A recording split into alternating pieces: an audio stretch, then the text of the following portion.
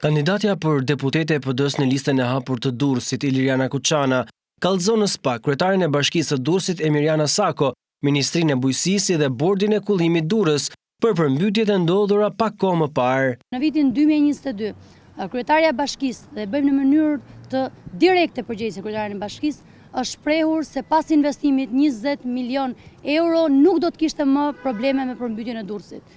Në fund të vitit 2023, ajo është shprehur që problemet me përmbytjen e Durrës kanë përfunduar. Siç e keni parë në datën 25 janar, e keni parë gjithë Durrësin të përmbytur, mjafton vetëm 10 minuta shi dhe Durrësi përmbytet.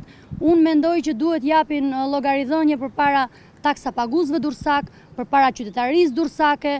Durrësi nuk është vetëm qyteti i bandave dhe i krimit, po edhe i korrupsionit, por është qyteti i detit, është qyteti i kulturës, është qyteti i traditës. Kuçana theksoi se Edi Rama ka kryer shumë krime të mëdha në qytetin e Durrësit, për të cilat duhet të mbajë përgjegjësi.